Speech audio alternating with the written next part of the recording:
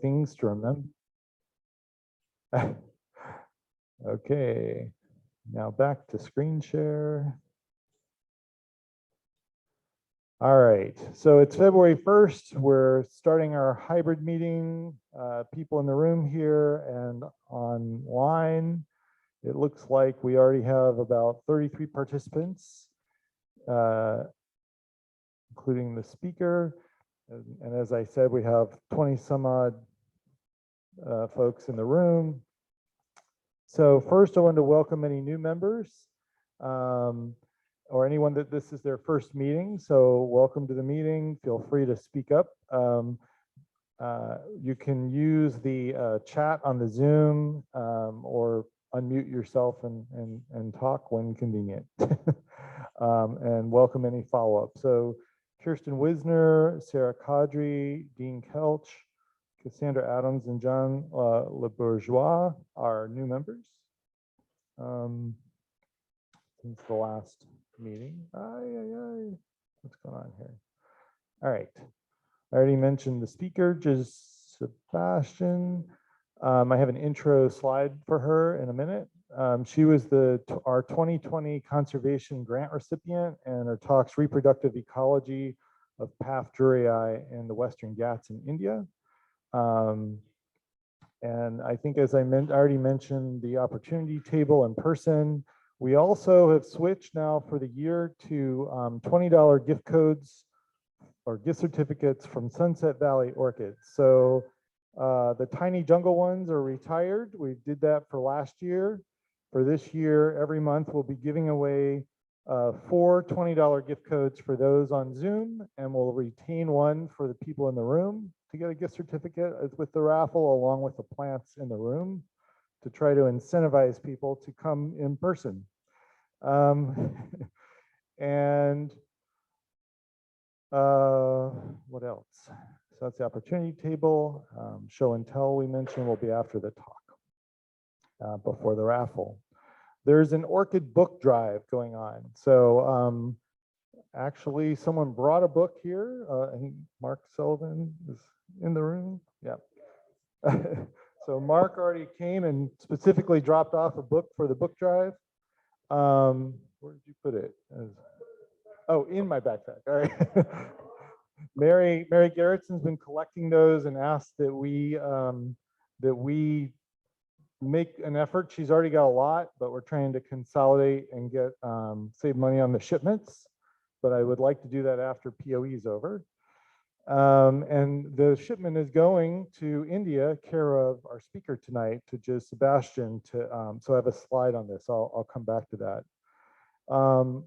Amongst the 20 vendors at POE, not only is Paph Paradise there, but we have Lawrence Grobler from South Africa coming, from Afri Orchids, and he's also going to be our March 1st speaker live here, because it'll be like a day or so after the show's over. And then I think he's going to Sacramento to speak the next day. So I mentioned this because it was in the newsletter, but if you want to pre-order plants from Afri Orchids, February 15th is the deadline. And there's a link on the website. And if you have trouble, let me know. We'll get it to you. You email him and arrange it. He'll also, of course, have plants at his booth here.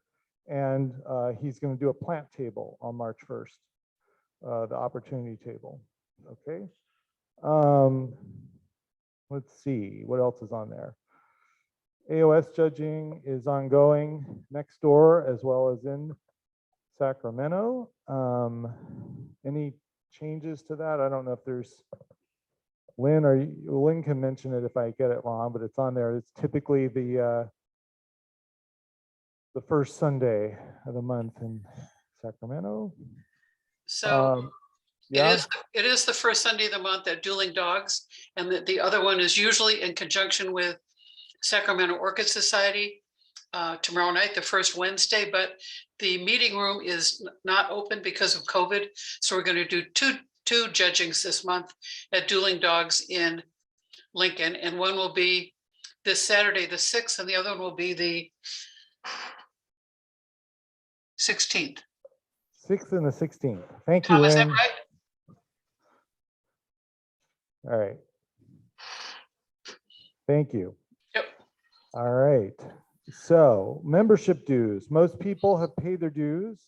It was a little different this time because we've been trying to get everyone on this automated system.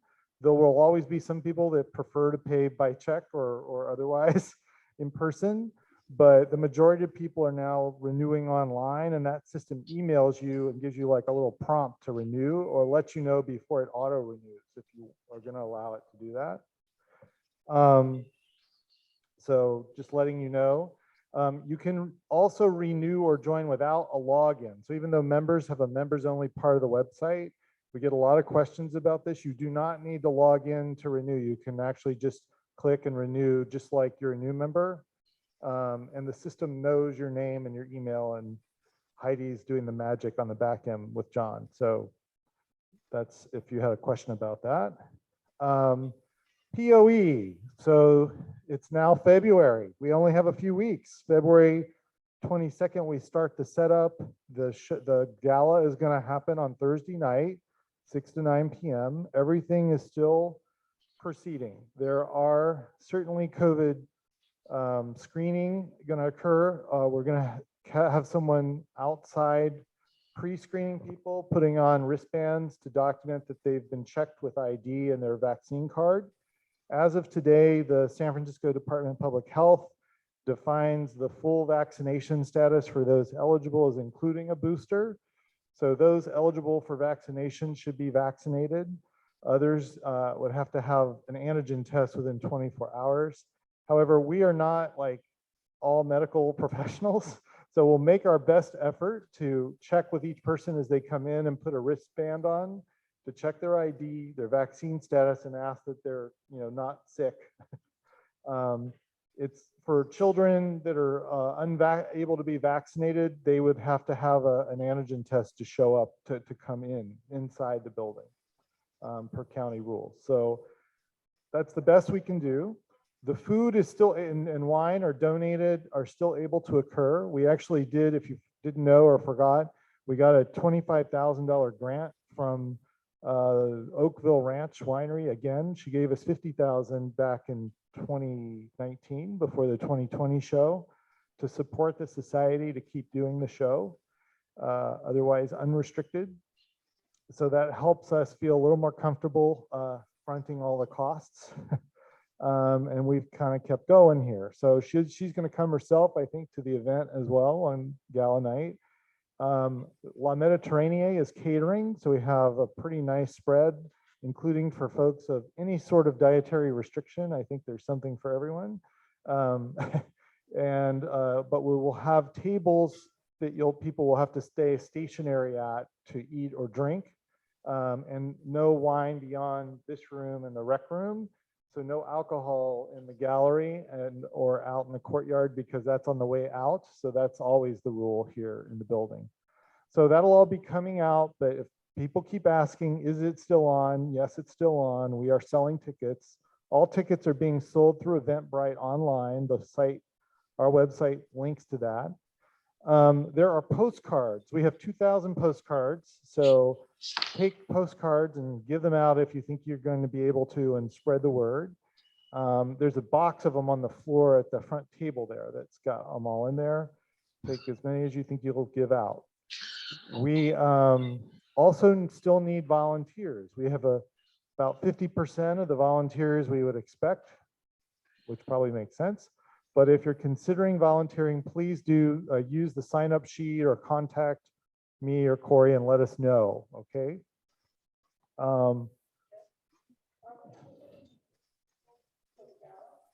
So yeah, the number of people, so it's 200 people for the gala, plus there's going to be other staff and people. Technically this room can hold 400 people, but that's not with stuff in it and everything. So we're aiming for like 50% capacity of what we usually would do. I've been in touch with Rec and Parks, the fire department, the police department, and the Department of Public Health to get all the permits done, and the alcohol permit, which we now have. Bottom line is they want us just to monitor density. So it's going to be very visual. It's not an absolute number. So we're supposed to look and make sure that it's spread out and not let people in the room until it's kind of emptying. And that's the gist of what's being done throughout the event. So take postcards, sign up to help volunteer. Anything else, Stuart's been doing a great job getting donations. I think Amanda's volunteered to help us with food for the volunteers and vendors again. So everyone's doing their part, and I want to thank you. Yes, Ron still needs some ribbon judges, right? Which is occurring on Thursday at 11 a.m. And we do provide a lunch for the judges. So, and you get a discount, a $10 discount on your ticket if you're a judge. So sign up. Phalloli is now happening thanks to Lynn Morell, who helped me do the display installation. We got the display up on Friday. We've had rounds of volunteers as well as folks that help contribute to all those plants. So I want to thank Tom and Susan, Lynn, John and Bob donated plants to the display, as did Gary Barg. So we've had a lot of people help in various ways, and people doing shifts there on Saturday and Sunday from 11 to 2 to hand out postcards and promote the society and the event. So if you haven't been to Phalloli and you're interested, it's open through this weekend through Sunday, the 6th. And what was I going to say? Oh, and then Santa Clara Valley is there with us, and they're going to have a sale, a plant sale at Phalloli this weekend as well. So board meeting is coming up this coming Monday. It's going to be another combo board and show committee meeting. It'll be the last show committee meeting to run through the list of any last minute things. It'll be completely on Zoom at 7 o'clock. Ask if you have any questions. Ron, I have to thank Ron, who also assembled the nominating committee, or headed or was the nominating committee, along with Valerie, and have given us a slate that I've announced per our bylaws. So there's a slide for that here. It'll be in the newsletter, and it's on the website. The Floriade trip is still planned for Belgium and Netherlands in June. So if you're interested in that, that's still there. Oh, and Gold Coast Cymbidium Society has boxes of the Agitest 2-in-1 tests for sale, and Carol Armendariz is selling them along with other supplies if you're interested. And that will be in the newsletter as well. And then I already mentioned the updates to the masking. Oh, so they're asking us to wear tighter masks. So these sort of N95, KN95, or to wear them a little tighter. And so there'll be signs up about masking, even though I'm pulling mine down to talk because it's hard to hear.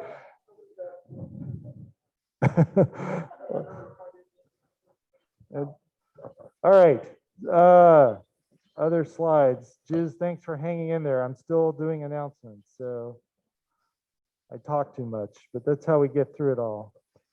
All right, this is a quick picture of the setup day and the day after. I think this is Deborah's picture, actually, on the left. She sent me a text with a picture saying people are here. So Phalloli is all set up. Oh, and Tom Perliti brought his massive fail to the entrance again. So that's Lynn standing there next to him with it. He also plans to bring it here, so it'll be at the show again. Already talked about POE. This slide has the assembled slate for the 2022 elections in May. So at the May meeting, we'll have the actual elections. If you're interested, you can still participate, of course. Just let Ron know. He'll be helping to run the elections. So thanks to everyone continuing to serve.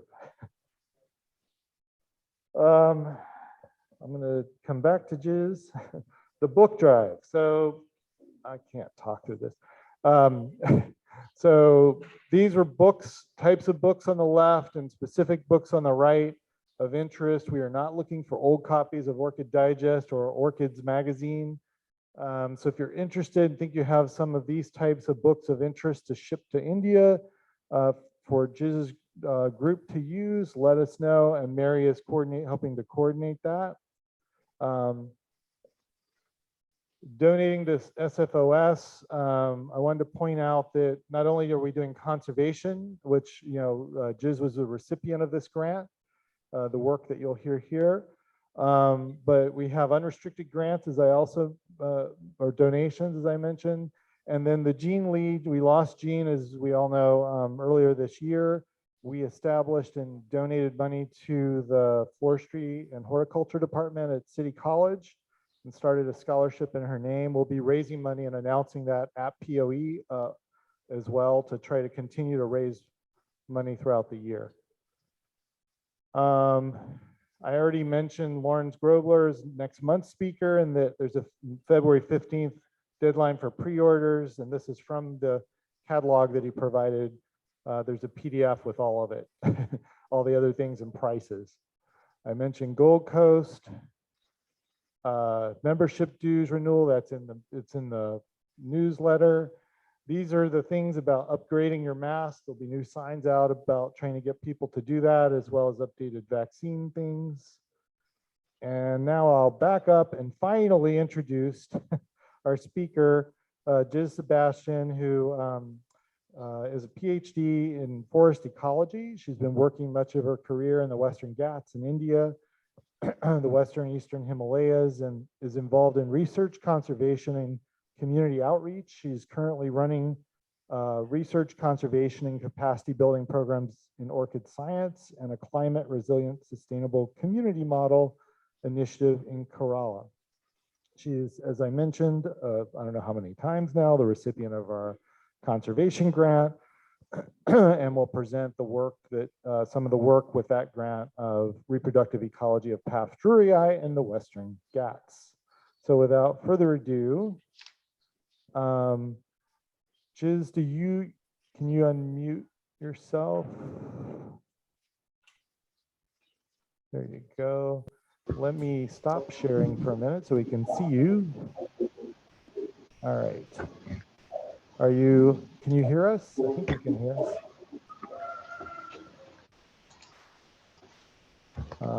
I don't hear you. Can Hello. you hear you? Hi. Hi. Yes, I can hear you. Great. We can see you. So everything's working. Do you want me to run the slides, or do you want to run the slides in the video?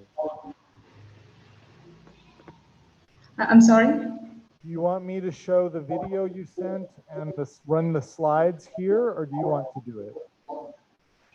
I mean, it would be great if you can share the short video first, then I'll go to the presentation after that. Okay. Thank you. All right. So I'm going to share for a minute and show you all. Let's see if I can get this working. I'm going to show you the video, I think. It's not that. 1 second. Stop share, find video. Not that. Okay, you guys are being really patient. I know it takes a minute. I've got too many screens here.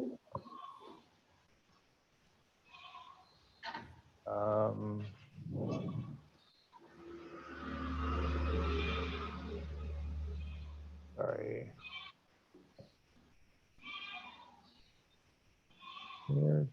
Oh, there it is. Okay, so if I click on this, download. That didn't work. It worked before. Okay, let me try something else.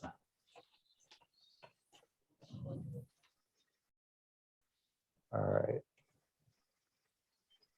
1 second. Now I have to share my screen so you guys can see this.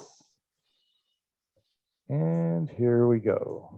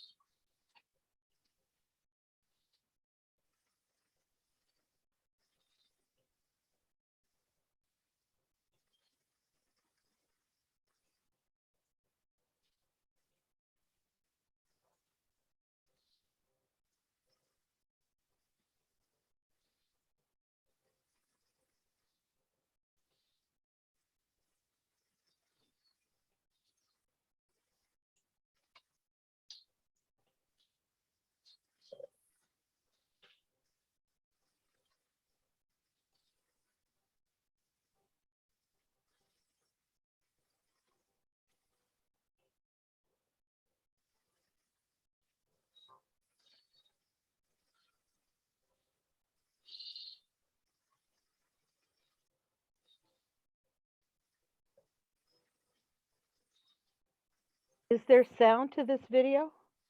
Music. It's just background music for now. She's about to talk. We have another 30 seconds.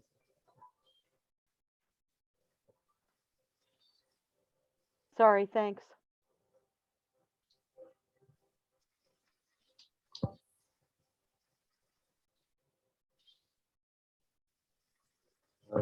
All right. So without further ado, I'm going to hand it over to Jis.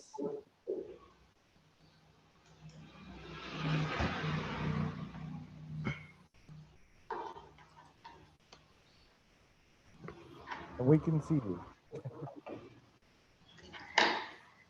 Hi, a very good evening to all the members of SFOS.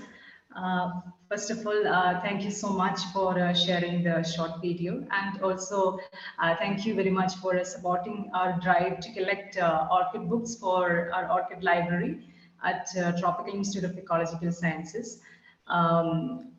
First of all, like on behalf of my team, I would like to thank SFOS for giving us a grant to carry out an very needed work on Paphiopedilum druyi in the western Ghats of Kerala. Can I share my screen now?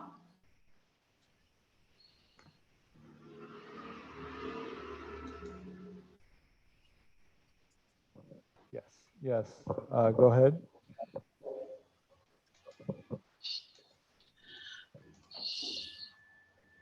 You should be, yep, it's doing something. All right.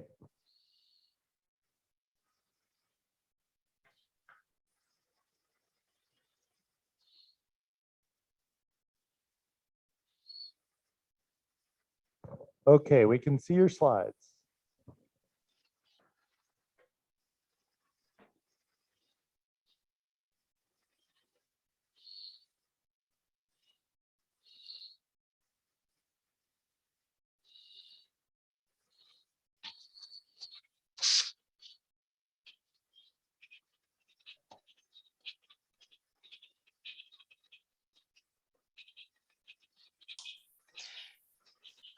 Jis, I think you're muted.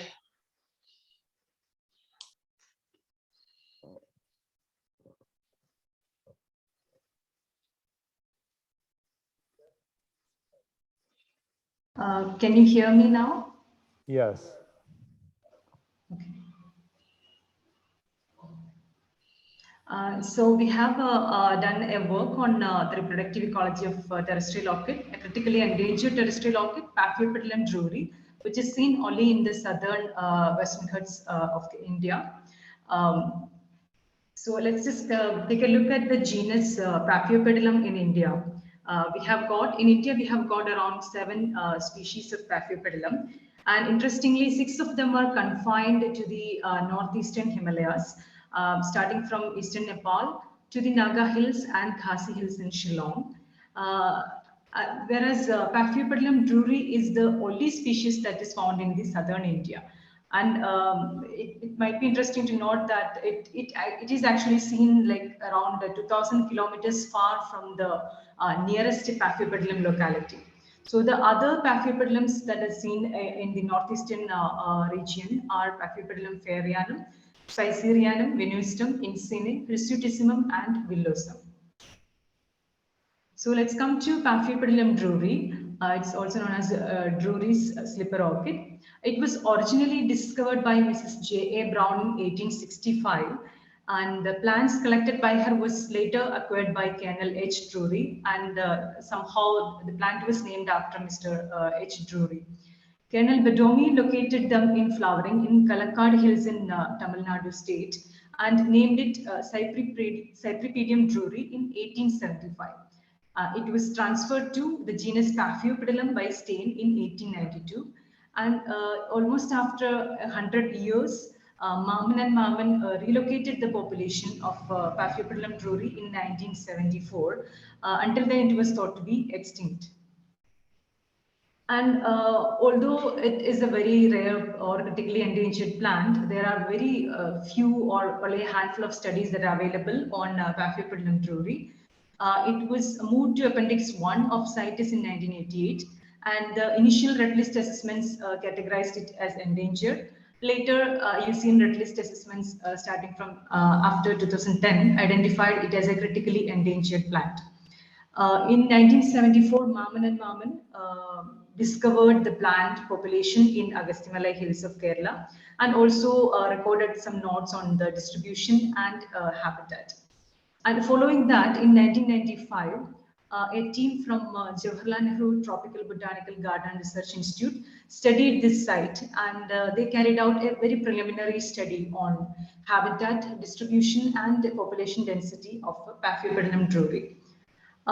Following that work from 1996 to 1999, there was this PhD work that was carried out by Mr. Suresh Kumar. He studied the reproductive biology of 3 endangered orchids, including Paphiopedilum druyi. Again, starting from 2007 to 2018, it was a 10 years work carried out by JNTVGRI again.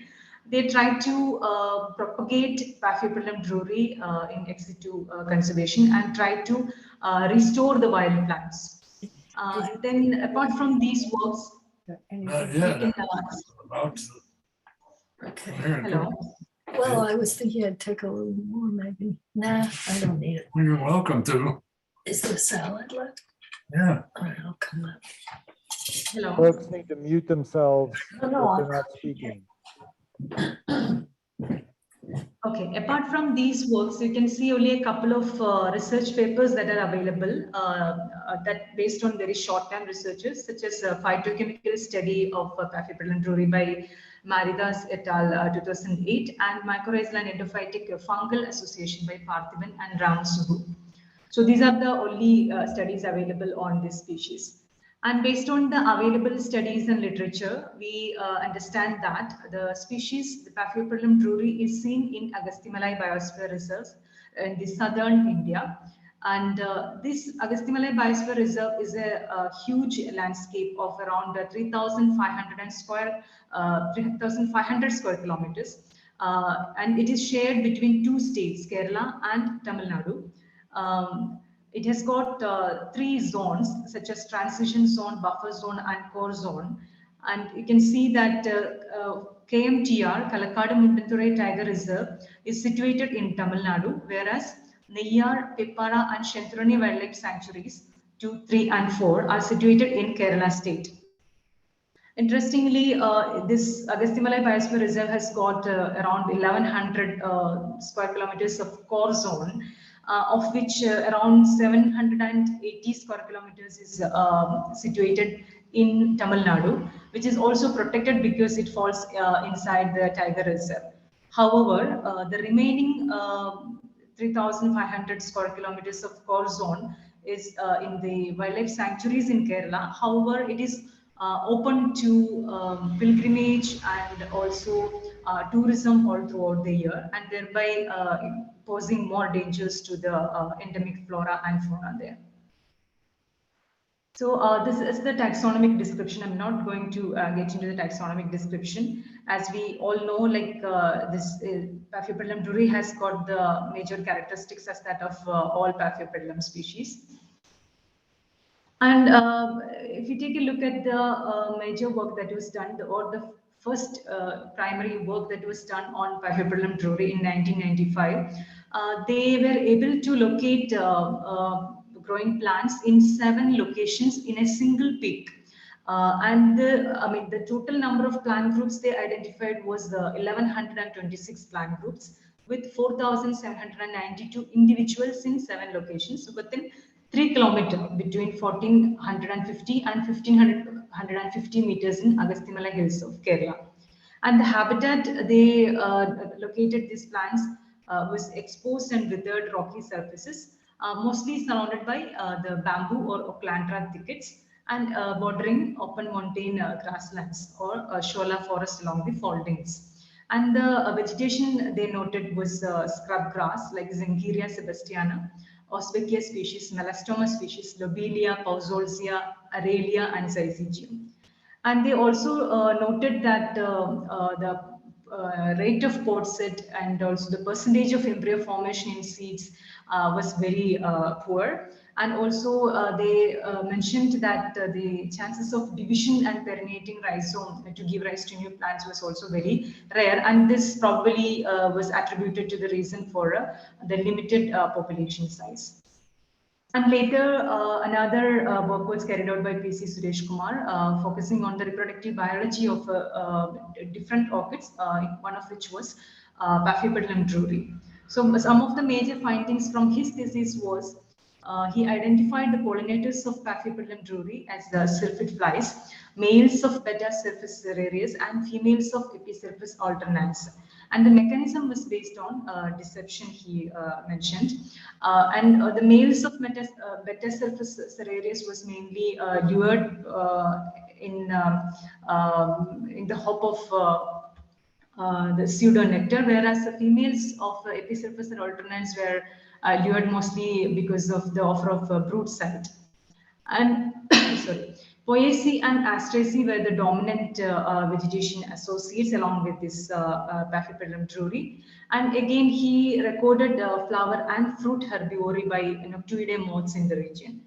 And when he studied around 50 plants in 300 square meter, fruit set was around 29 to 38% in the natural population.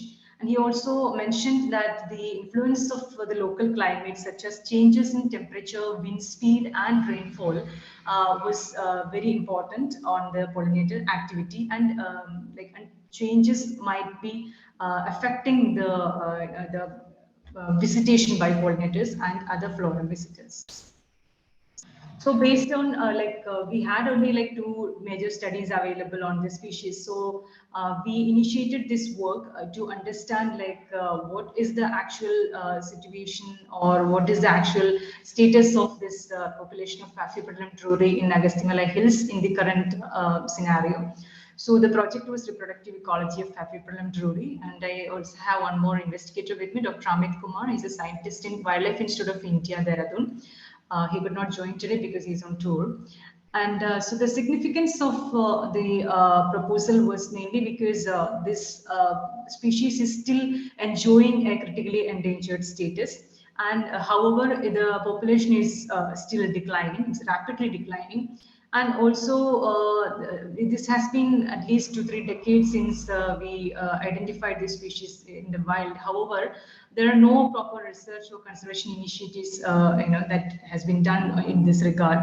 And again, it might be time for us to intervene to ensure the species survival. And the changes in climate is very prominent, especially in the tropical regions and in the southern regions. And therefore, it may be possible that the changes in climate in these, in the hills of Agastyamalai might be causing some problems with the reproductive ecology of Paphiopedilum druyi. So the objectives were to understand the floral phenology and morphology, pollinators and visitors of the species, and pollination strategy and rate of fruit set, and to develop a conservation action plan. So this is the study site. As you can see, this is the Agastyamalai is a very vast landscape. It has got like 3,500 square kilometers. And it has got a peak known as Agastyakodam. Agastyakodam is also is known because of a saint in a Hindu religion. There was this sage who did his penance on top of Agastyakodam, and therefore it is also a pilgrimage center. And so this Agastyakodam and the neighboring peaks makes a very unique habitat. And so this is the actual, this is the neighboring peak is the habitat, the study site for Paphiopedilum druyi. So the methods we employed were observations and measurements of flowers in selected quadrants, and then hand pollination experiments that included bagging, selfing, and crossing, and observations on floral visitors, pollination, and fruit set to understand the current rate of pollination, the rate of fruit set and pollination strategies. So these are some of the pictures that we had from the field. It actually includes the observation of the pollinator visitation, and it has got a floral visitor here, and some of the flowers are bagged and the measurements are taken and tagged. So this was the team, the entire team behind this project. And also we had the incredible help from this indigenous people. They live within the sanctuary, and they are known as Kani indigenous community. And all these helpers were from Kani indigenous community, and they have got a really good understanding of the geography and also the plant diversity. So the first realization was the distribution and ecology. So as you see, this is the Agastyamalai Biosphere Reserve, and if you can see the spots here, yellow spots, it actually marks the distribution of Paphiopedilum druyi in this in Kerala region. And interestingly, all the spots that you see down here are the known locations. And the spot that you see further north is a new location that was added by our team. And interestingly, this particular location was had a like very healthy population of Paphiopedilum druyi, and they were like safely packed in between very thick shrubs and small trees.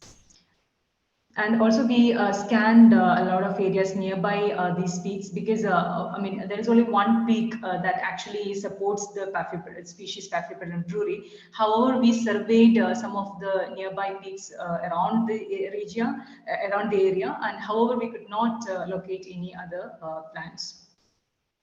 And the habitat and vegetation. So this image, you can see the kind of habitat what we are talking about. And this is Agastyakodam, and this is the neighboring peak.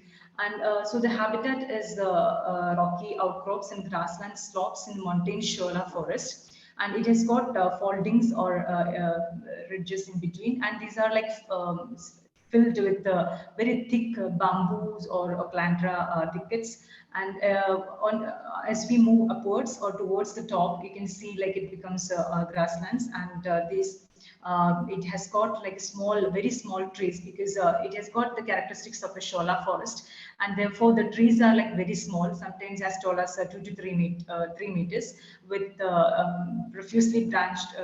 They're profusely branched, and also like very short and thick, and the shrubs are also like shrubs are very common here. And also the scrubs or the grasses are also like these Paphiopedilum druyi are actually tightly packed between these shrubs and the grasses. So these are some of the plants that you see in this region. Trees could include Syzygium species, Vernonia species, and also this has got some Plantra bamboo thickets. And again, shrubs are there, like Aralias schefflera species is there, and then Syzygium species, and Vernonia, Lobelia, Nicotianifolia.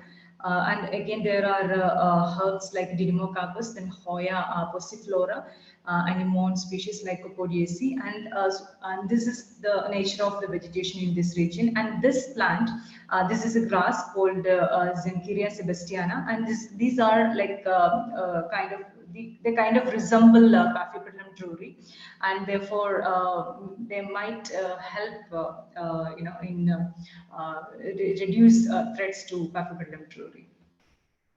And interestingly, it's pretty amazing to see that only 2 or 3 square kilometers, that is the area between 2 peaks, have got like n number of orchids, and we recorded around 60 species of orchids only from 2 or 3 square kilometers. And but if we look at the top where Paphiopedilum druyi is situated, we can see that some of the orchids that are seen there includes Pachystroma hirsutum and Thalasis Trichoglotis tenera, then Dendrobium herbaceum, and Sologeni nervosa, and Dendrobium panduratum variety Cordiarensis. And again, this is it's an endemic genus in the area. and this is Enhendria rotundifolia, which is it's seen only in this belt, and again Disperis nilgarensis. All these are like very rare and seen in the same habitat as that of Paphiopedilum druyi. So some of the population characteristics we recorded, we compared it with the data that was available from 1995. Since they had recorded 7 locations and we had got only 4 locations, and the number of plant groups they had recorded was 1126 with the 3 to 25 suckers, whereas we could record only 80 plant groups with a number of suckers like as high as 44 suckers.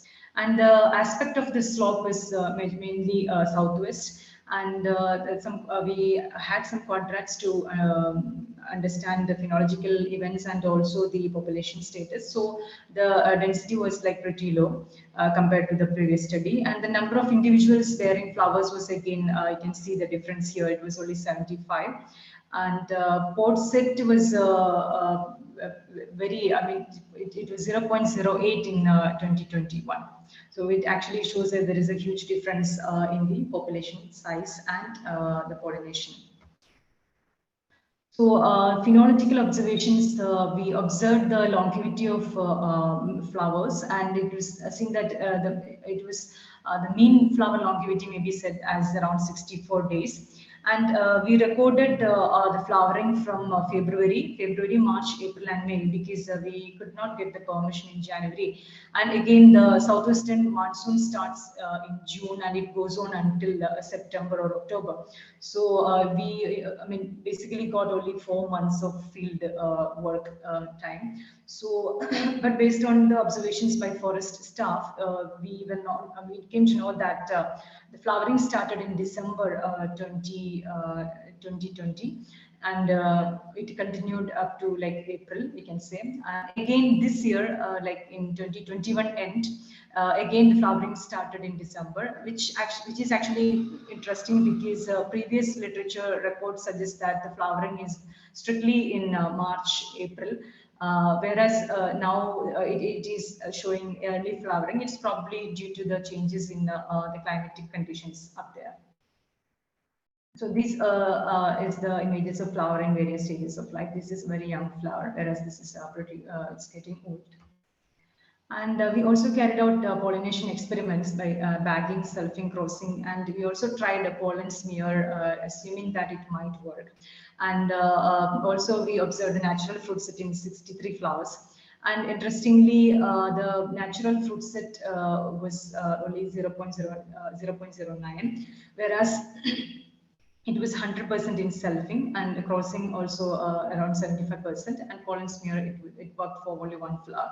So it's obvious that this Paphiopedilum druyi is self-compatible. However, it is dependent on an insect pollinator for successful pollination. So in order to establish this fact, we wanted to carry out these pollination experiments. And next, floral visitors. We try to observe the floral visitors during one flowering period. It was only in 2021, and all we got was around 4 months. So we were able to spend only 30 hours of observation.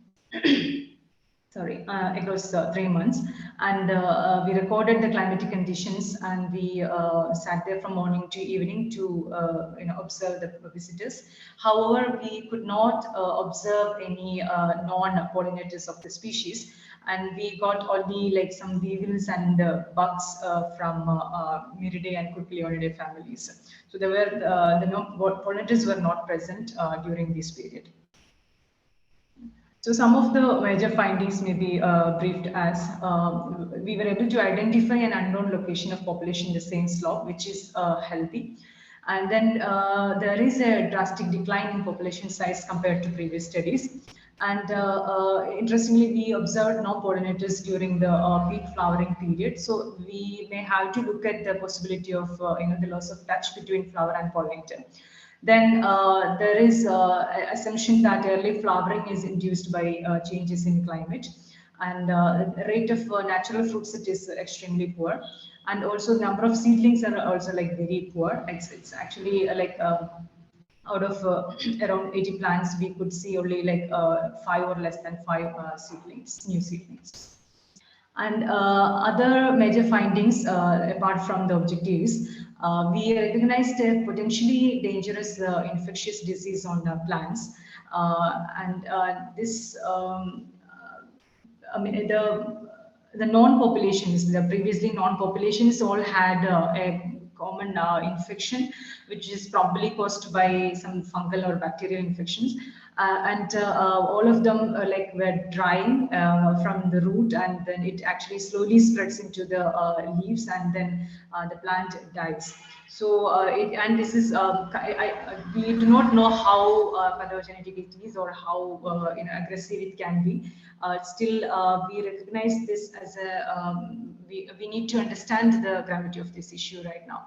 So secondly, we also confirmed illegal harvesting that's happening, in the very recent periods.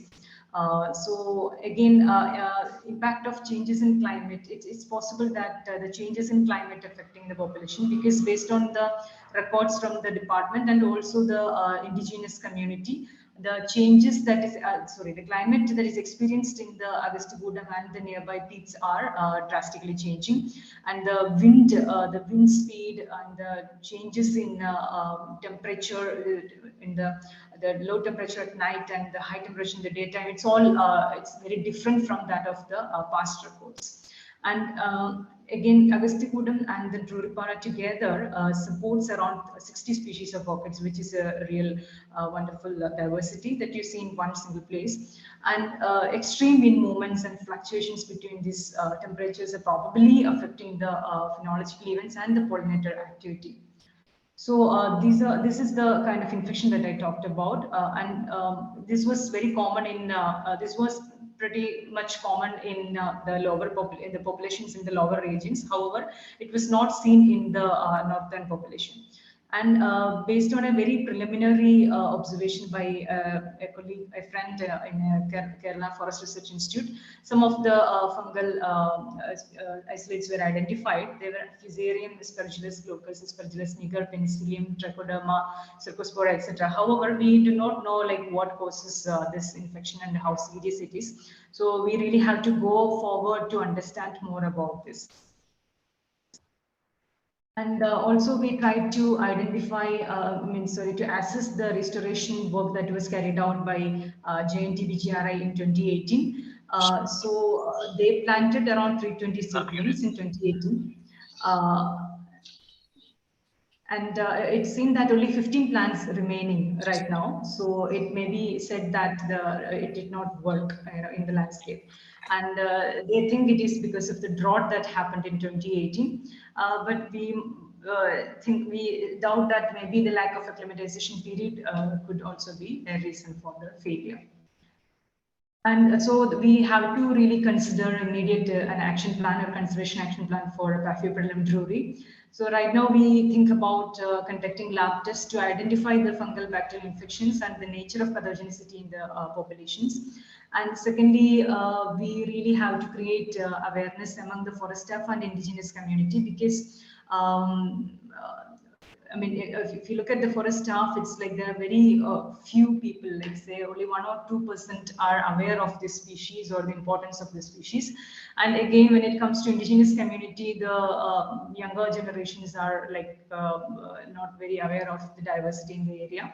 And also sometimes they are encouraged to illegally collect this Paphiopedilum druyi by the people in the urban areas. So we might have to create more awareness among these people.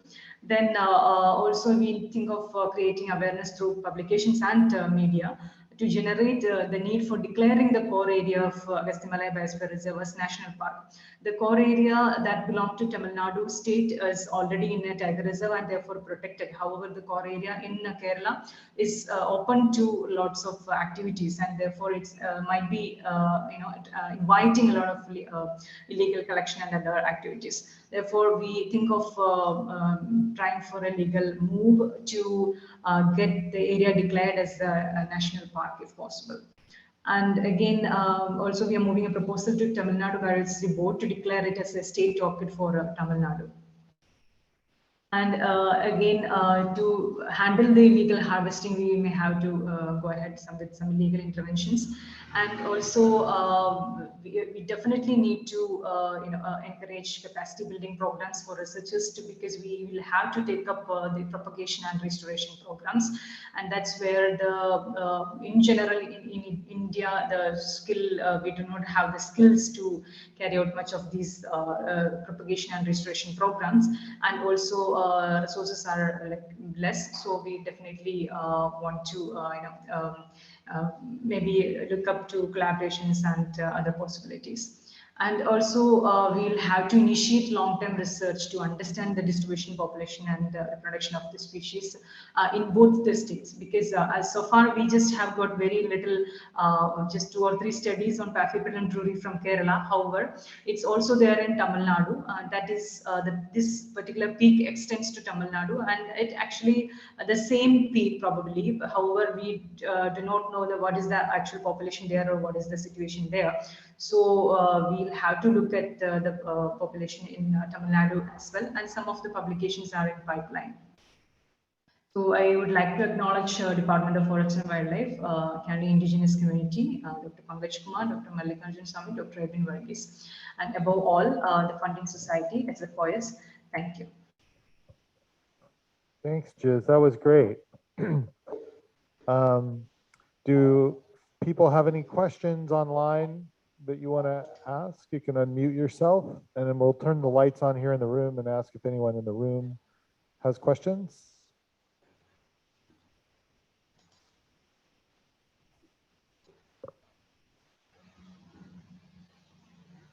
I'll ask one.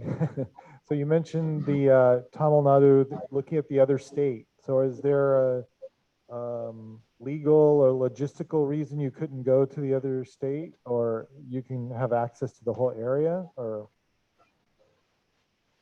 We had we had only 4 months in hand to study the flowering period. So it takes a lot of time to go through the legal requirements such as a permit from the Department of Forest. And so in order to get a permit for the state of Kerala itself took us like 1 month, and so we didn't want to use the rest of the flowering period. So we just went right ahead to visit the study area. And but definitely we'll have to actually consider going to Tamil Nadu in this year or probably next year, very soon. Yeah. Great. Any other questions? Jeff, this is Mary. I have a question. Are the soils there limestone? I wasn't sure that I got the actual geology or makeup of the mountains that were there. Are they limestone?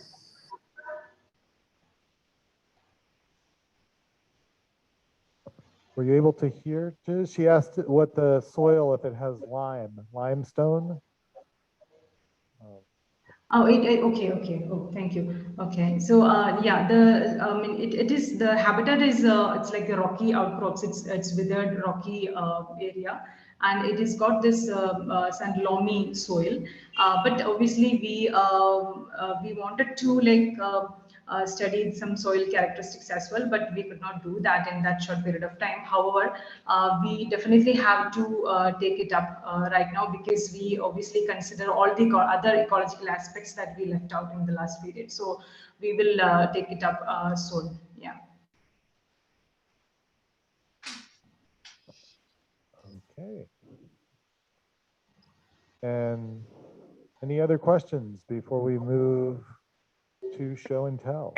Jeff, this is Mary. I have a question. We're doing this book drive. I think it would really help just if you told us why you wanted books, but maybe it'll get people more enthusiastic about donating. Okay, yeah, thank you. We are trying to set up an orchid library at Tropical Institute of Ecological Sciences in central Kerala. It's an NGO with a very beautiful campus, and they are providing training and mainly mainly educating young generation, especially students and other adults. So we are, this is like the first time in India that we are, somebody is creating an orchid library specifically for orchids. So we have got this fund from New Hampshire Orchid Society, NHOS, to create an orchid library, and we have definitely got the kind of books that we intended. But again, the budget is very limited, so we had to limit our activities now. And but definitely we have a lot of people, mainly orchid enthusiasts, hobbies and researchers, and also students who are interested in orchids. We have been doing some conservation and restoration programs in the state for the last 2-3 years, and again we are also carrying out an orchid friendly tourism in the state.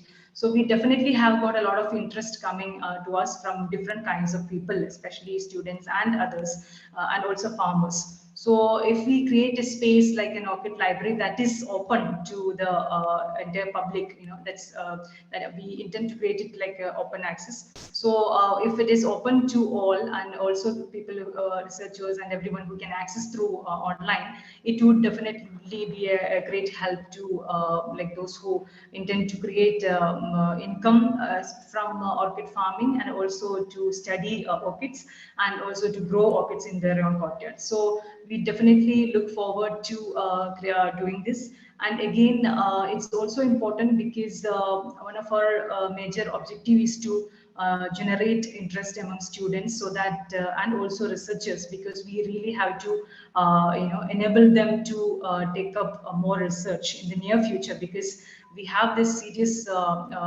threats that's right in front of us right now to the terrestrial orchids in the state. Not only in the state, in the country. So in order to tackle these issues that orchids are facing, mainly terrestrial orchids, we'll have to come up with new strategies, new science and all that. So we definitely have to encourage more researchers to get into it. And therefore, I'm hoping that building or providing resources or sharing resources free of cost would definitely encourage them. Thank you. So what's the prognosis for getting the area declared a national park and help to prevent the poaching?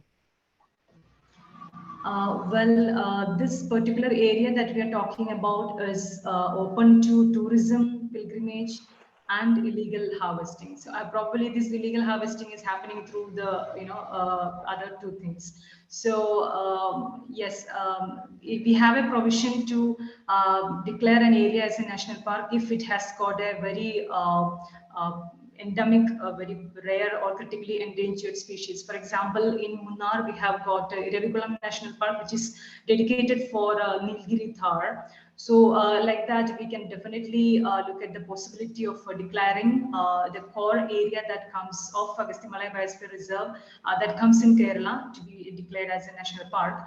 And but initially, we are trying to reduce the pressure from tourism that's happening in the area. For that, we are talking with some legal representatives, and we are trying to create a campaign sort of thing in the state to demand no tourism in the region. However, that's not going to happen, but we'll have to compromise somewhere in between, and we are targeting at very limited tourism, whereas protecting this core areas as a national park. Thank you. We had one question from Carolyn Fisher in the chat asking if you were discouraged by the results, and said it seems like you're just up against nature. And I know you mentioned that there's a long monsoon season anyway that's been there for a while, and then I think there was like a tsunami or something not a few years before, right? So I mean, I guess it's always a challenging area, but it sounds like you think it's even worse, right? Yes, of course. I mean, especially in the tropics, we are experiencing a lot of changes in the climate. And when it comes to my state, especially Kerala, we have been experiencing we already have like heavy rains. So with changes in climate, we are experiencing it's really huge, heavy rains that can just destroy almost anything. So since 2018, we have been experiencing issues in climate. And when you work in difficult terrains or geographical landscapes such as Agastya Malai, the temperature just goes down to like -4 at night, and in the morning by 12 o'clock it just goes up to like 35 or something. So there is a huge difference in the temperature, and also the wind conditions are really drastic, and it sometimes gets very nasty. So the access to this region is also limited because of the climatic conditions, and also like we get very limited amount of time in the location because of the changes in the climate, and also other threats from elephants and wild boars. So there are a lot of elements, and obviously this changes in climate are kind of depressing. I mean, a long exposure in the study site sometimes results in us getting depressed, but definitely we cannot be, depressed and stressed. We'll have to really work towards to conserve the species. So we encourage ourselves to like stay motivated to fight for the species. Okay. Well, thank you, Jis. We really appreciate all the commitment and the work, and it's this is a rewarding day to get to hear the result of all of that. So we're hoping this also incentivizes people to understand the full cycle of funding conservation work and trying to learn and do better. So at this point, we're going to switch over into the room. You're welcome to stay on, but a round of applause, please. Thank you so much. And thank you so much for coordinating. It's I know in the morning there, and you've been really collaborative in trying to make this happen. So thank you. So for folks on Zoom, we're going to do, so Bill Weaver and I are going to do show and tell with the plants in the room first, because we have the lights on and everything set up right now. Also, I want to encourage people, we're selling raffle tickets for this beautiful set of plants on the plant table that Dave brought to us, including, as I mentioned, there's a Paph druyi that you just heard about on the table. I don't know, Dave, did you want to say a few things about you told me a little bit. Do you want to say anything?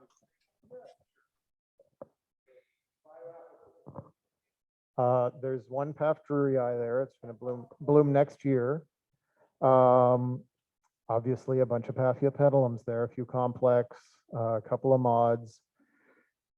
Also an Onsidium Cocoa Cappuccino, which is a new hybrid from Taiwan that a friend of mine made that apparently smells like cappuccino. It'll bloom in the fall. A division of Cattleya walkeriana Tanya, which is from Japan. It's a white walkeriana, probably worth about $100. Ludizia discolor, a nice easy plant for someone to grow, a jewel orchid. And then there's a book that was put out by the IPA on Phalaenopsis species. And I think that's... Show the plants. We'll try to show you the plants after show and tell here, but I'll take some pictures and we'll post them. But we just want to thank Dave, and he and Stacy made the trip all the way here to do this too. So thank you. Thank you, Dave. My pleasure. There's also a Paphiopedilum spicerianum there, and it's not the Indian form. It's a Chinese form that may actually be a different variety of the species, and it's a smaller growing form of the species. Thanks, Dave. No, you told me, and I knew you could say it better than I could remember. So, Bill, are we ready?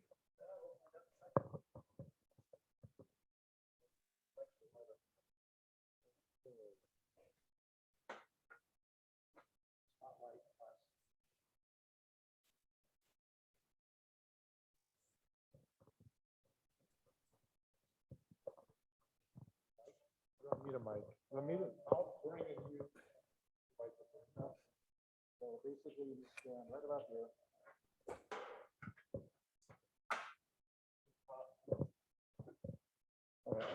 Hi. Great shirt, Bill. Thanks. So just, no, come here. And just look at your picture. Look at your picture there. No. Zoom in, get in, get in. Jump into the plant. There you go. Okay. This is my plant of Lily Anceps Dobson.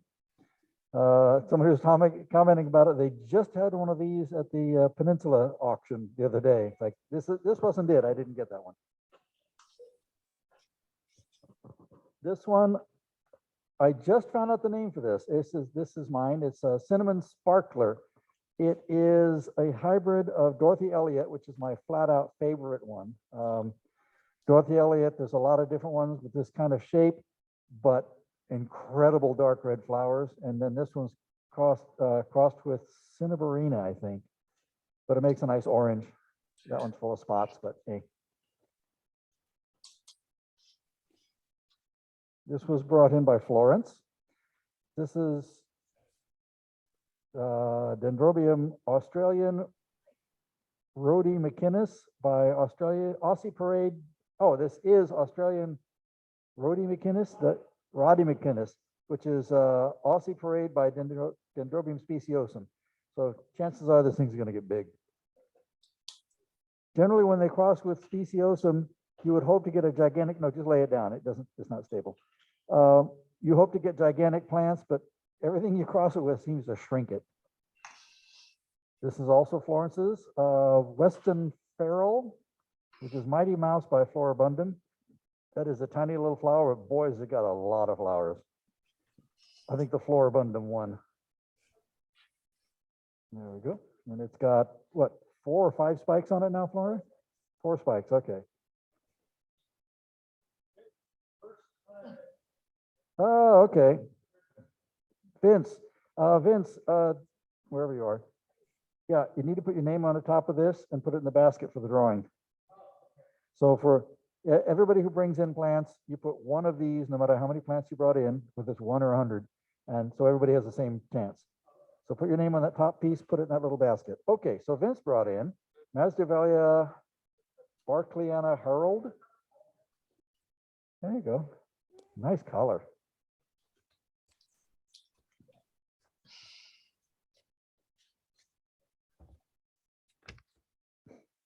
You sure you want to try and carry 2? Okay, that's a little one. Chris Nieto brings in Paph. It's a Paph by Hermanii. So this says collected plant. Does that mean it was collected in the wild? Oh, cool. Natural hybrid? Oh, cool. And the best part is it's a tiny little thing, which is pretty awesome. What can I say? I like the little ones. I don't even know what it is. What it is? It is. Chris Nieto brings Ophiris. Oh, really? What? Tenthrinethripora. Gesundheit. Put it this way, the name is bigger than the flower. Greece? Okay. Oh, is this one of those? Oh, okay. Yeah, it looks like a bee. And terrestrial. Yay! Most of the time, terrestrials, in my case, become compost very rapidly.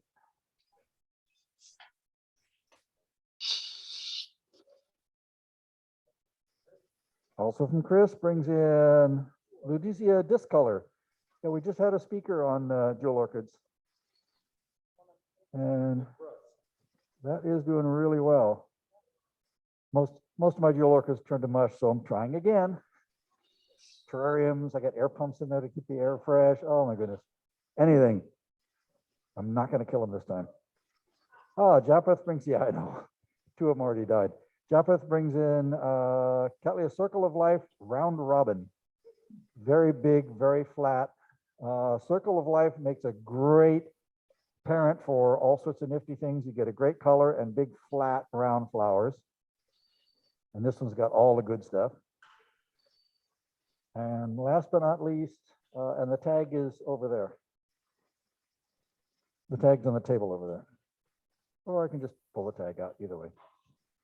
That one's mine, and it's called Cymbidium Winterfire Frosty Tips. Got a bronze from the CSA.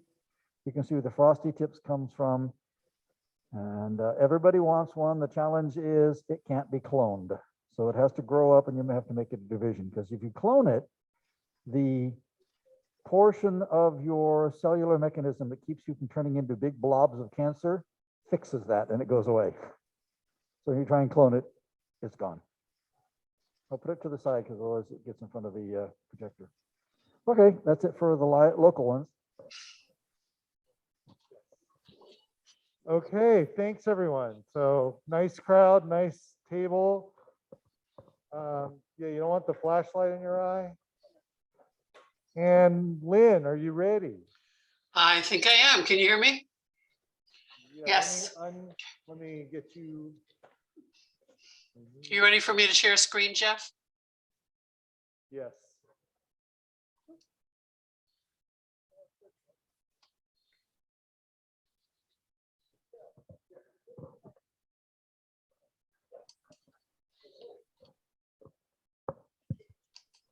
Okay, it's all you, Lynn. I'm trying. It worked. Yay! What do you see? Judy and Steve's Massavelia Falcon Sunrise Scarlet. And do you see my notes or not? Yes. Okay, then it didn't work, did it? We'll try that again. Just slide it over.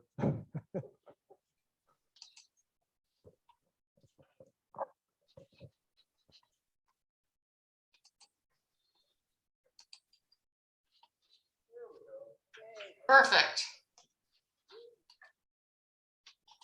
Is it filling the screen for you? Yes. There we go. Okay, so, oh, no, I don't, okay. Just move something out of my way here.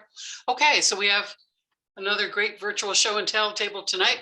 We have 52 orchids from 18 contributors, including 2 new contributors. Really appreciate everybody taking the time to photograph and send them to me. Those of you who send JPEGs, that's the best, but it's okay to copy them into the body of your email. If you do that, I ask that you click small or medium or not large, because if you click large, it takes me a long time to size them down to the PowerPoint slide. If you click small or medium, it will not reduce the pixels or the resolution. So let's get started. The order in which they're shown is the order in which I received them. Tom Merricks is a first-time show and tell participant. Welcome, Tom. Tom grows in his home in Antioch. He shows us his beautiful jewel orchid, Aspidogine argentea, which grows in the garage on a heating mat with a dome over it because it says he does not like it to get below 60 degrees. This is a South American native where it grows as a terrestrial. From sea level to only about 500 meters. The species name argentea means silvery white, which these lovely flowers certainly reflect. Nicely grown, Tom. Tom shows us a beautiful flowering also of Ludicea discolor, another great jewel orchid. We just saw one live. He grows this in his bathroom in bright light. This is the most widely available jewel orchid, perhaps because it's a bit more bulletproof than many of those we saw in Nicholas Rust's presentation and drooled over. Ludicea discolor meaning 2-colored. It's widely distributed in Southeast Asia in damp forests at about 300 feet. So it's best grown intermediate conditions, medium to bright light. If the light is too bright, the dark green leaves will turn reddish. Wants to be damp year round with good humidity, like in Tom's bathroom. This is Tom's Paphiopedilum tranlianianum. This is a diminutive plant with a large flower. It's about 2.5 inches. This little paph was found in Yunnan, China and in Vietnam and first described in 1998 by Holger Perner, Wenqing Perner's late husband. The first time the AOS judged this paph, it was a plant exhibited by our friend Chris Mende of Tiny Jungle in 2012. In its habitat, it gets a cool, dry winter and a warm, wet summer, and it thrives in partial shade. The undulating margins on the petals are very charming. This is a species we don't see often, so this is a treat. Judy and Steve Lipson show us Masdevallia Falcon Sunrise Scarlet. Steve says Judy is really the grower, he's just the assistant. He purchased this from Blaine Maynor from Orchids for the People up in McKinleyville. Blaine is a great source for cool growing orchids. The flowers are about 1.5 inches across, about 2.5 inches tall, long 18-inch inflorescences. It looks like at least one more bud is forming back there. This is a cross registered by Orchid Zone in 1997. The parents are all high elevation, cool growers from Colombia and Peru. So that gives us a tip on how to grow it in cultivation. The clonal name Scarlet is certainly appropriate. Tyler Albrecht shows us Vulsticara or Miltonidium. Jerry Lawless. This is a complex hybrid made by Tom Perliti of Golden Gate Orchids. He registered it in 2004. It's comprised of several Onsidium or formerly Odontoglossum species. And a generation ago, if you look at the family tree, we can see that one parent was crossed with Miltonia spectabilis, and that's what gives us the madman genus Miltonidium. The result is this lovely round flat flower with tones of magenta to purple, and the waterfall in the lip is from the Miltonia in the background. These complex Miltonia hybrids are great windowsill growers. They need medium to bright indirect light and cool household temperatures, so give it a try. Another of Tyler's Vulsticaras or Miltonidium. This is Melissa Briand, also with beautiful color palette of purple and magenta. This flower is more starry or open than the previous one we saw, but the saturated colors of the dramatic lip are really eye catchers. Again, these complex hybrids are great windowsill growers, and they may be available in nurseries or at Trader Joe's this time of year. This is Tyler's Paphiopedilum Ferryanum, a delightfully cute little paph species that is found in the Eastern Himalayas in India from about 4,600 to 7,200 feet of elevation. It grows as a humus epiphyte or on grassy slopes covering limestone outcroppings. So it likes bright filtered light, cool temperatures down into the 40s, much less water in the winter months. The flower is about 3 inches tall. And if you draw a line from the top to the bottom of Tyler's flower here, we can see that it's really nicely symmetrical. Ferryanums tend to be somewhat wonky or crooked, so this is a lovely one. This is Tyler's Dracula Cordobae. I don't care what the Dracula growers say, these are not easy to flower. They're easy enough to grow, but not to bloom. Like Masdevallias, they like medium or filtered light to be evenly moist all year, good humidity, good air movement. This amazing fringe flower, if you can see the hairs along the edges, it's about 3 inches across. It's about twice as long, including the tails or caudae, which we do not see in their entirety here. The flowers mainly the 3 sepals, that's what we're seeing. And we see the white lip in the lower center. Just above the lip and the petals are two tiny white protuberances with V-shaped defining them. These are the petals. These can bloom successively on an inflorescence, so don't cut it off till it's done. Dale Martin shows us a gorgeous Laelia anceps Anastasia. This is actually a cross clone named by Dave Sorokowski for his wife. It's always good to see more Laelias before their blooming season ends. This is a species from the mountains of Mexico and Honduras up to about 6,900 feet of elevation. So it is a cool grower and a perfect outdoor orchid in the Bay Area, but it should be protected from heavy rain as it receives only about 1 inch of rain for 4 winter months in its habitat. It lights very bright, indirect light, and a reddish tinge on the leaves is a good cultural indicator that the light is appropriately high. Anastasia is a particularly large and robust clone, and we can see the beautiful diamond dust texture on the lip of Dale's flower. This is Dale's Sologeni Multiflora, and it definitely is multifloriferous with an average of 140 flowers on each 14-inch inflorescence. This plant is large with stiff, broad leaves. They're about 30 inches tall, so not great for the windowsill grower. This is an epiphyte from endemic to Mount Mahawo in the Minahasa Peninsula of Sulawesi, where it grows on old forest trees at about 4,000 feet. It needs intermediate temperatures to bloom this well, and it needs year-round water. So nice job, Dale. I think this deserves the applause meter. This is Dale's Angraecum Eichlerianum Very Isle. There are over 200 species of Angraecum spread over Africa. This one grows in dense, undisturbed, pristine forests where it receives warm temperatures. It should never be allowed to go dry, but it receives less water in winter in its habitat. The flower has a very heavy waxy texture and is long lasting. It's about 2.5 inches wide, a little over 3 inches tall. And while many of the Angraecums are pure white, this one has lovely green sepals and petals and a yellow blush in the middle of the lip with green keels, if you see it in the center of the lip, ridges at the center to attract the pollinator, whoever that may be. Dale is particularly a great grower of Paphiopedilums, and this hybrid of Paph's Stoned Susan by Ferryanum is a good example of the plants we see from his commercial greenhouse, Austin Creek Orchids.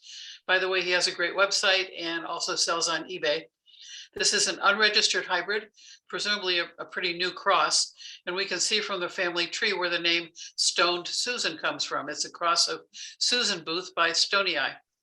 The long twisted petals are from the Paph Ferryanum parent, and it makes for a lovely presentation. Paphs are good windowsill growers because most of them prefer intermediate temperatures, like in your home, and medium light, and mature plants should not dry out between waterings. Andrea Lodate shows us a complex hybrid, Potonara 24 carat by BLC Guess What? Both of the parents have been awarded an AM AOS, but this hybrid, which I'm guessing was made by Fred Clark, has not been registered or judged. Andrea got this from the Tiny Jungle. Tony and Chris continue to provide certificates for Opportunity Table all last year. Andrea says the dog picture, which is on slate behind the orchid, that was the last picture taken of her Jack Russell.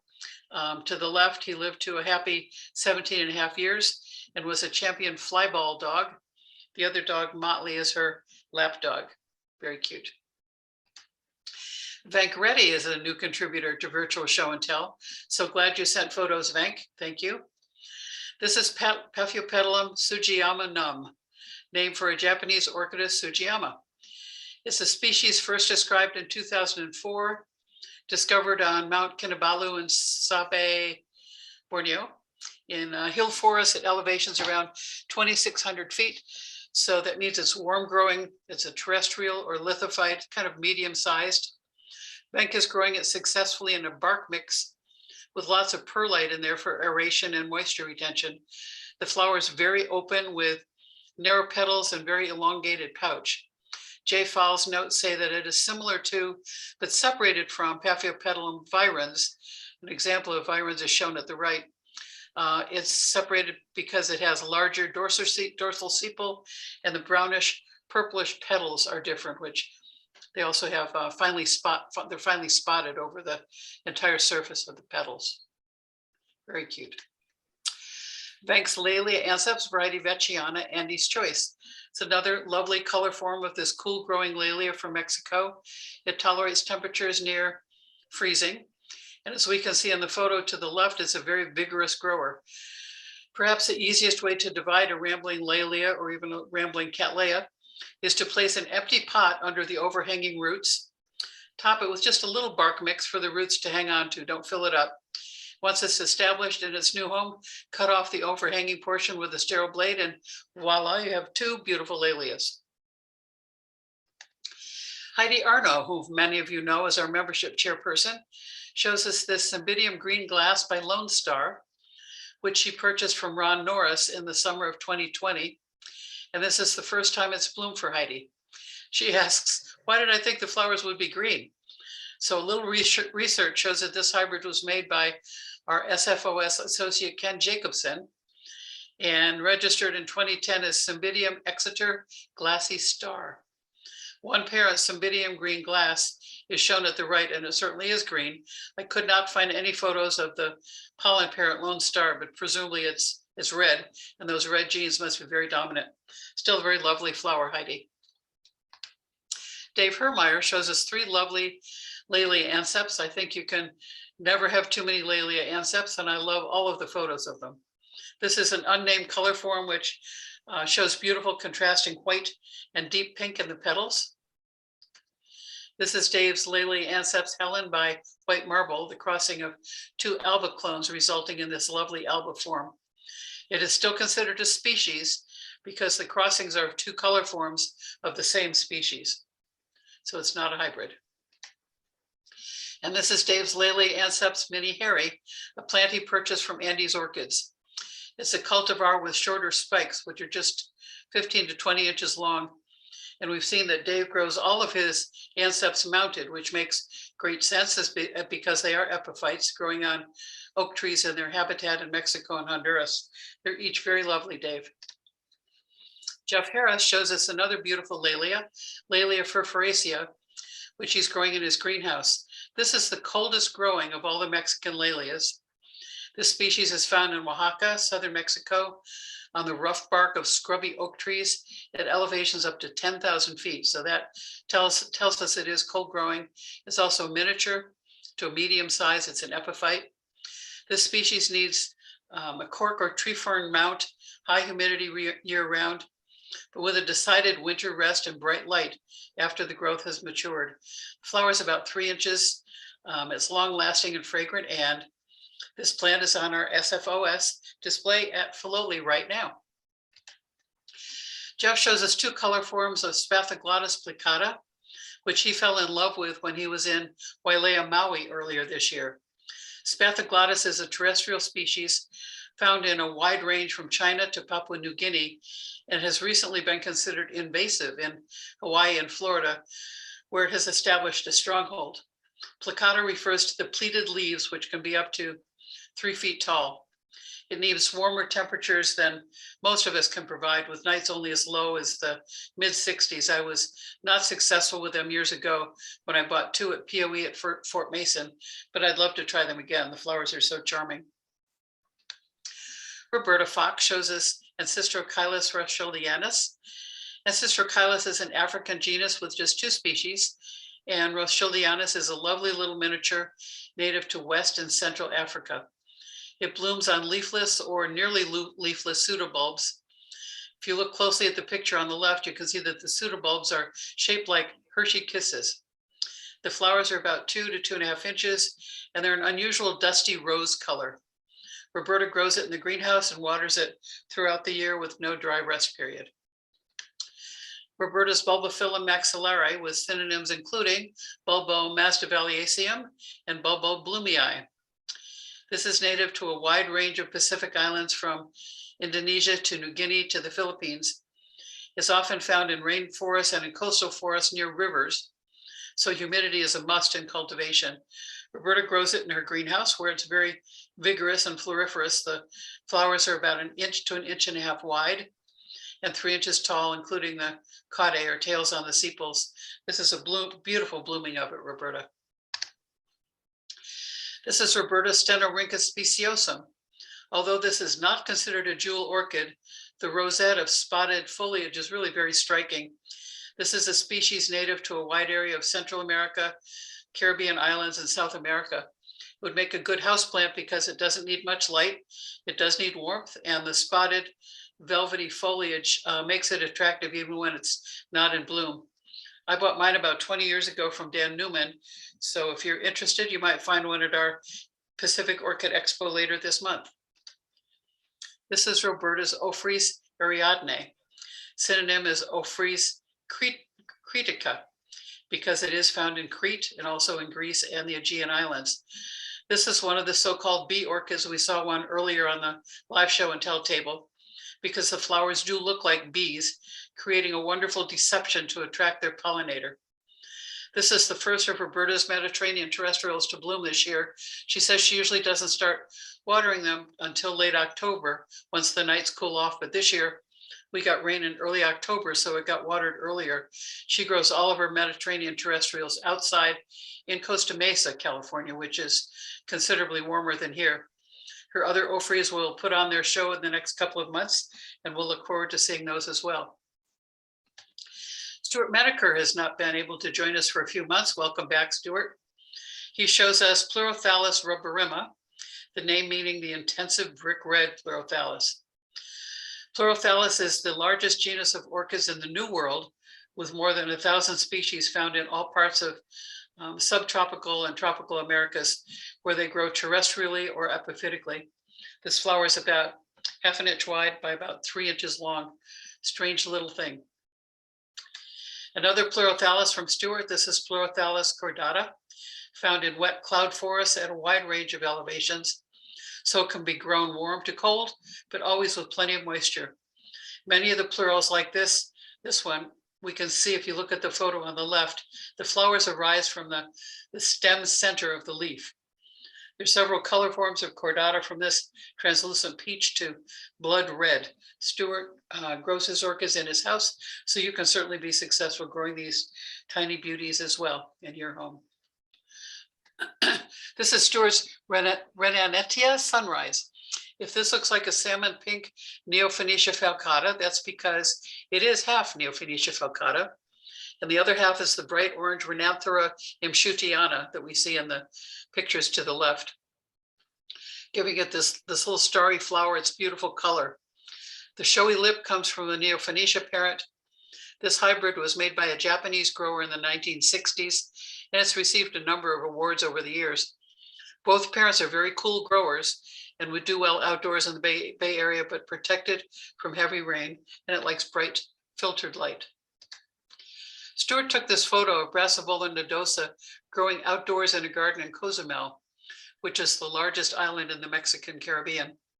This is a gorgeous flowering of a large plant, which looks like it may be growing directly on the tree trunk, with another one starting on the right-hand tree trunk. Brassavola nodosa prefers warm temperatures to bloom this profusely and filtered light. I love that everything around it is either red or green. Makes for a very dramatic photo, Stewart. Even the car is red. This is Judy Carney's Epidendrum porpax, which was previously known as Neolemania porpax before the geneticists lumped it into Epidendrum. It's a miniature species found from Mexico to Brazil in wet montane and cloud forests at a variety of elevations, so it grows well warm to cool.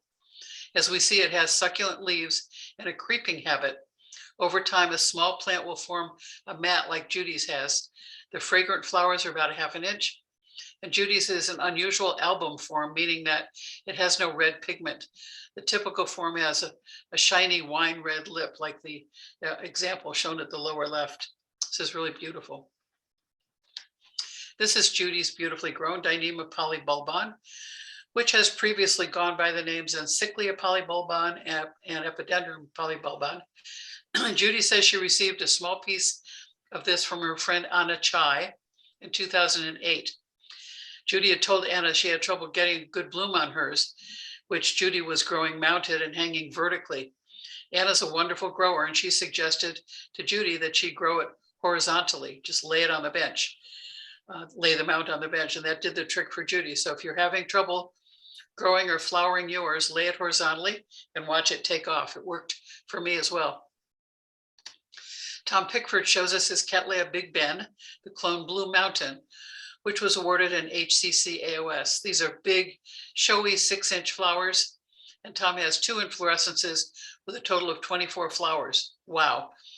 Tom grows it in his cool greenhouse with nighttime temperatures into the 40s, but with this parentage, it can probably take a wide range of warm to cool temperatures.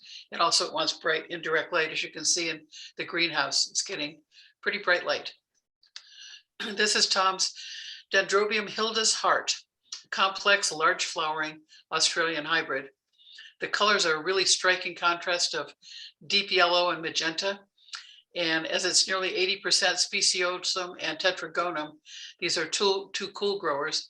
That tells us this will be a good outdoor orchid for the Bay Area. But keep in mind that the flowers of these 2 Australian species, tetragonum, speciosum, and also kingianum, the flowers last a lot longer if they're not watered while they're blooming.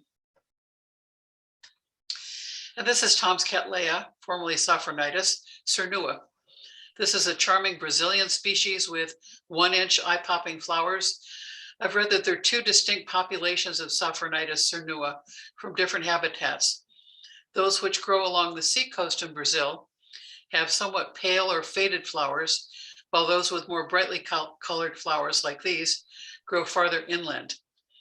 They like bright filtered light, strong air movement. Tom's is growing beautifully mounted. I'm growing 2 plants of cernua in pots, and they're nowhere near as robust. Note to self, mount them on hardwood like Tom's is. And speaking of mounting, Tom loves to mount orchids on various and sundry things, like this racquetball racket that has a Laelia anceps growing on it. Tom likes to use this as a prop when he gives mounting demonstrations to show how epiphytes don't care so much about what they're mounted on, as long as the growing conditions are right. The roots are prolific here. They just hang out as they would in their habitat.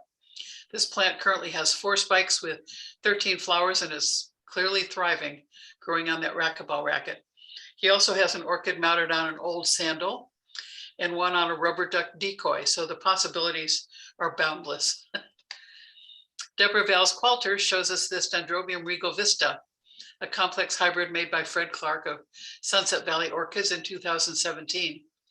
Deborah grows it indoors where it's blooming beautifully. This is another Australian hybrid with a lot of speciosum and tetragonum in its family tree. So it would do well outdoors in the Bay Area, protected from winter rain. And again, watering it while it's blooming will shorten the flower life. Won't kill the plant, but it'll shorten the flower life. This is Deborah's Onsidium Siku Margarite, a delightful little hybrid of 2 Central American species, Sodoanum and Chirophorum. Siku Margarite comes in a variety of colors, from the dainty white and yellow flowers we see here to a rosy pink. Deborah grows this outdoors, and she says it almost drowned in the rain. She lost many of the flowers. The 2 species in its background receive less water in winter in their habitats, so this would be a great windowsill candidate with medium light. Probably wants to come indoors, Deborah. This is Deborah's Pleurothalis Restrepoides. Oides on the end of a species name means like, so this one is thought to be Restrepia-like. This is a species from Ecuador and Peru, where it grows in wet mountain cloud forests from 5,600 to 9,800 feet of elevation. So it can take cool temperatures and it needs year-round water. Deborah grows this outdoors in San Francisco under a staircase, which is great because it likes shaded light conditions. Jan Anderson shows us Paphiopedilum orchilla, and the clone Chilton has an FCC AOS, the highest award. This is a very complex hybrid made in 1962 by a British grower. And we can see that it has at least 8 or 9 Paph species in its parentage. The FCC was awarded in 1973, and the most recent AOS award was in 1979. So it may be time for this beauty to make another visit to the judging tables to see what improvements line breeding has brought in the last 30 years. The awarded flowers were 10 centimeters or 4 inches. I wonder if Dave Sorokowski has some of these up his sleeve. This is Jan's mini Cattleya hybrid. Unfortunately, the tag has been lost. So if anyone has this flower blooming, you might use chat to tell Jan what the name is. Another possibility would be to ask Fred Clark or Alan Koch, both of whom specialize in mini cats. The colors and the lip are very dramatic. Jan says the color is actually red, not magenta, as her phone camera has captured it. In the left-hand photo, it looks more pink. The picture on the right is more true color. This is Jan's Bulbophyllum medusae. This is a shade grower from Southeast Asia and Borneo. Medusae meaning snake-like. So if you encountered this plant growing in the wild, what about it would suggest to you that it's an orchid? Pretty strange thing. On closer inspection, you would see that there are actually 35 or 40 individual flowers in each umbel, at the end of each inflorescence. And the long tails that we see are 3 to 4 inch lateral sepals of the flowers.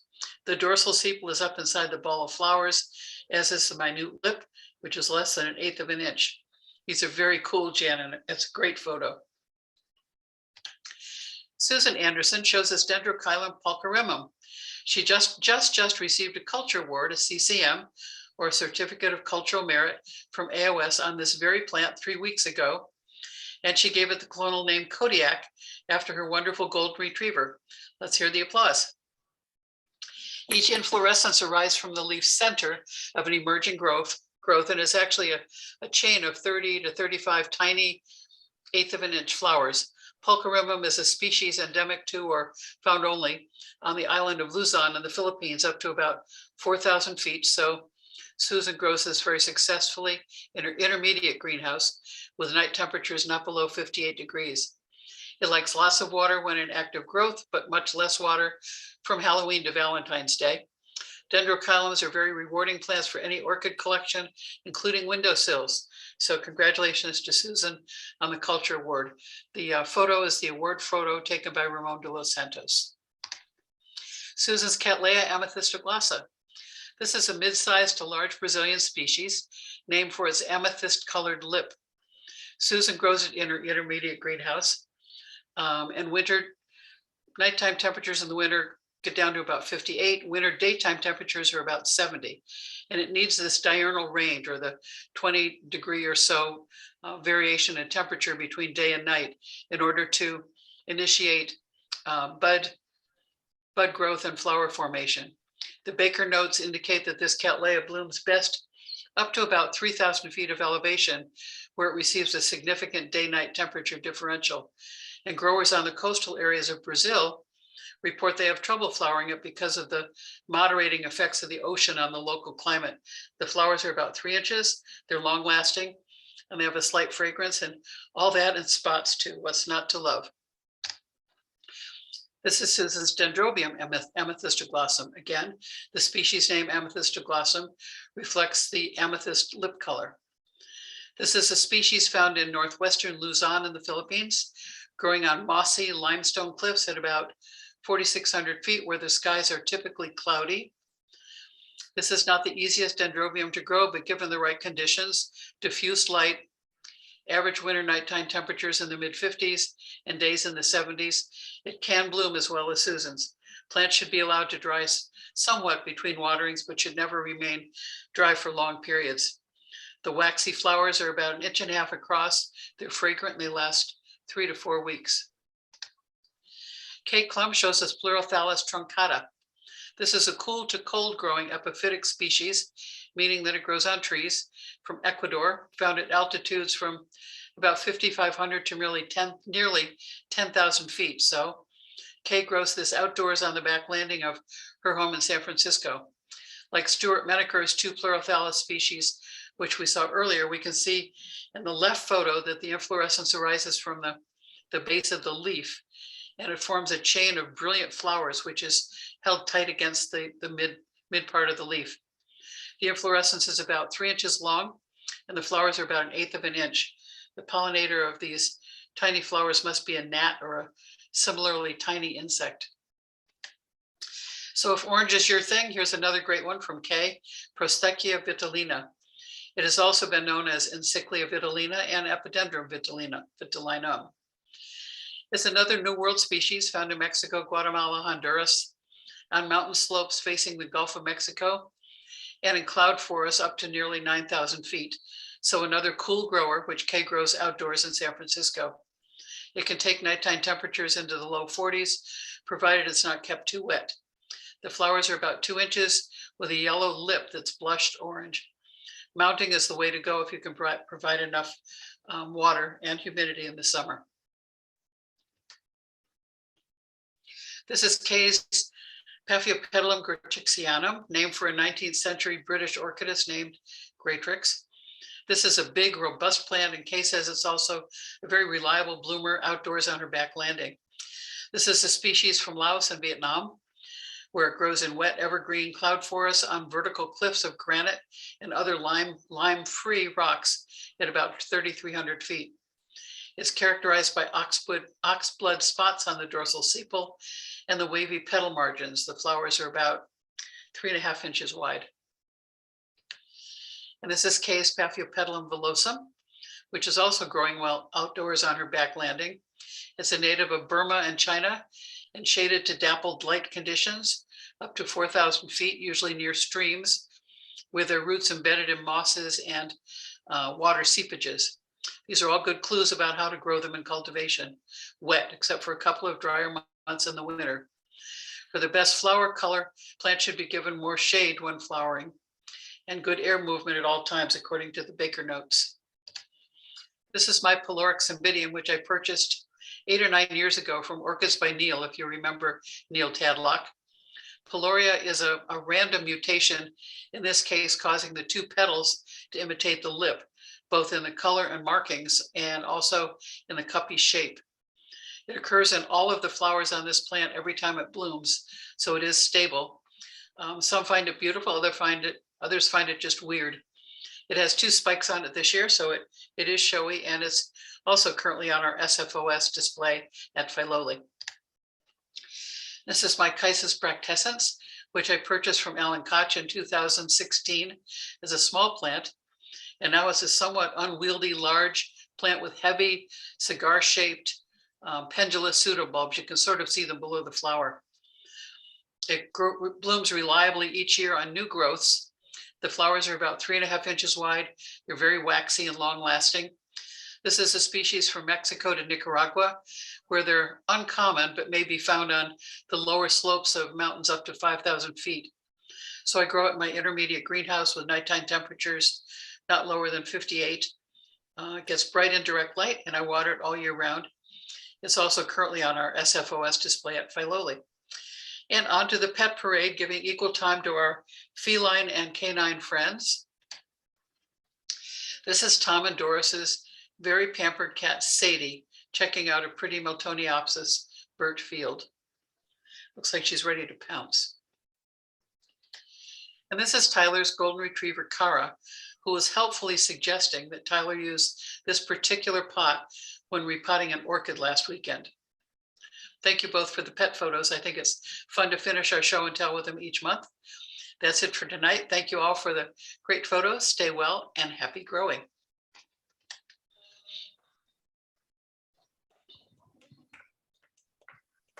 Yep. Holt, thank you. Lynn, this is Florence. That Cymbidium is cherry showers, not peace. I'm sorry, say again. Cherry showers is the Mine name. is? Mine is? I'm so Yeah. glad to know that. Cherry Sure. showers, and the clonal name is not peace. It's got a couple of other names, but that's the actual name. Not peace? Uh-huh. Thank you. Got it. Thanks, Florence. Thanks, Florence.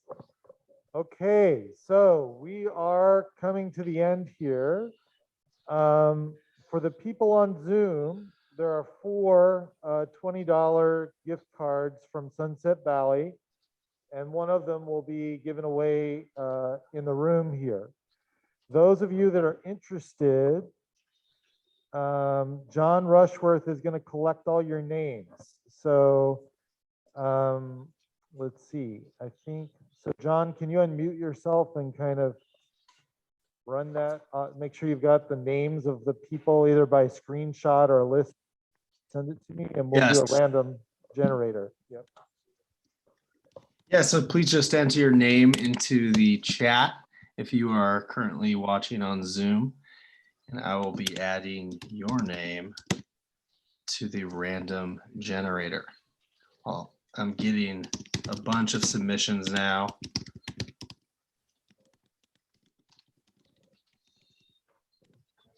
Okay. Okay, so give me a few minutes here, Jeff. Okay, and also it's recording the chat for me. So when I stop recording, when we're all done, Corey and I will work on the random number thing afterwards. Okay. So. Okay, were there any questions before we stop Zooming? Okay, well, thanks everyone for attending. It was a action-packed meeting. We look forward to POE and your participation. So spread the word, buy tickets, sign up to volunteer. And next time we meet, it'll be the day afterwards, and we'll be hopefully here with Lawrence Grobler from South Africa. Bye, everyone. Thanks, Jeff. Great meeting. Great meeting. Thank you. Thank you.